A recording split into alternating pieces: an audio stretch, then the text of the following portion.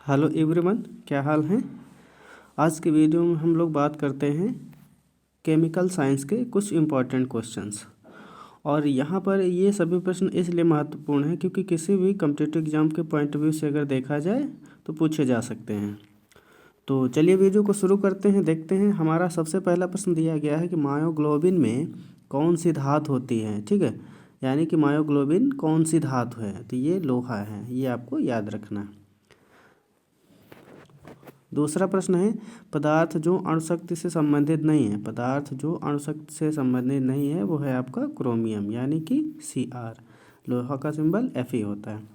मिश्र धातु नहीं है, तो तांबा एक मिश्र धातु नहीं है, ये आपकी सिंपल धातु है। तांबा का सूत्र होता है Cu। ठीक है, लेकिन अगर आप क्या करें, Cu में Zn को मिक्स कर दें, ठीक है, तो आपकी ये जो पीतल बनेगी ना, तो पीतल एक प्रकार की मिश्र धातु होती है। ठीक है, ये आपको याद रखना है। अगला प्रश्न है फ्यूज तार किससे बनती है। तो फ्यूज तार आपकी बनती है टिन और सीसा के मिश्र धातु से। ठीक है, तो आपको क्या करना है, Sn प्लस लेड को मिक्स करना है, तो आपका फ्यूज तार बन जाएगा। ठीक है, अब इसके बाद में हम लोग बात करते हैं कुछ और प्रश्नों की।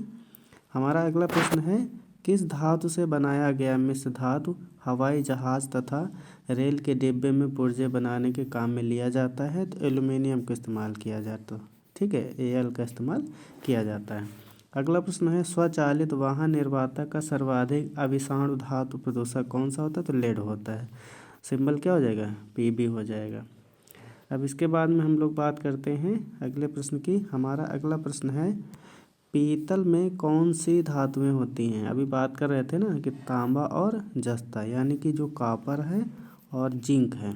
ठीक है, तो कॉपर आपको मिलाना है 70% और जिंक को मिलाना है 30%। तो 70% कॉपर और 30% जिंक का जो मिश्रण होगा वो आपका पीतल कहा जाएगा।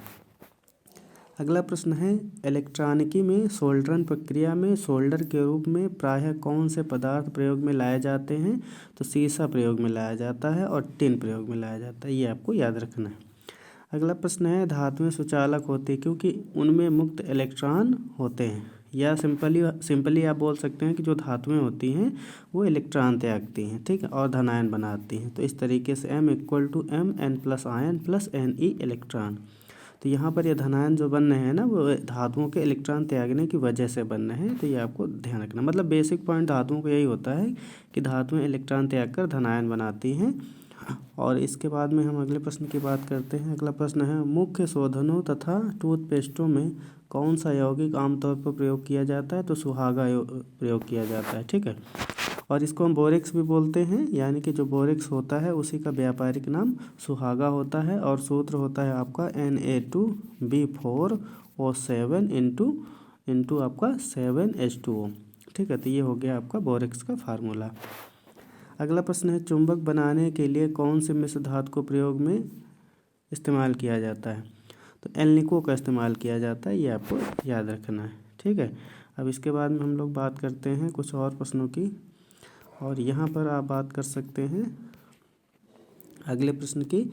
बर्तन बनाने में प्रयुक्त जर्मन सिल्वर एक एलॉय है। एलॉय मतलब मिश्र धातु है। ठीक है, तो यानी कि जो जर्मन सिल्वर होती है उसमें कौन कौन सी धातुएं होती है। तो उसमें कॉपर होती है, जिंक होती है और निकिल होती है, यानी कि Cu + Zn + निकिल का मिश्रण होता है, जो कि आपको क्या कहा जाएगा, जर्मन सिल्वर के नाम से जाना जाएगा। अगला प्रश्न है कठोर स्टील में होता है। तो कठोर स्टील में आपको 5 से लेकर 1.5% कार्बन होता है, ये आपको याद रखना है। अगला प्रश्न है माणिक्य और नीलम किसके ऑक्साइड हैं। तो ये एल्युमिनियम के ऑक्साइड हैं। सही मायने में देखा जाए तो माणिक्य और नीलम एक प्रकार के क्या होते हैं, नग होते हैं जो पत्थरों से रिलेटेड होते हैं। और यहाँ पर बेसिकली बात करी जाए किसके ऑक्साइड हैं, तो एल्युमिनियम के ऑक्साइड हैं। ठीक है, अब हम लोग बात करते हैं अगले प्रश्न की तरफ। हमारा अगला प्रश्न है एल्युमिनियम का प्रमुख अयस्क कौन सा होता है। तो बॉक्साइट होता है बच्चों, बॉक्साइट होता है एल्युमिनियम का प्रमुख अयस्क। ठीक है, ये आपको याद रखना है।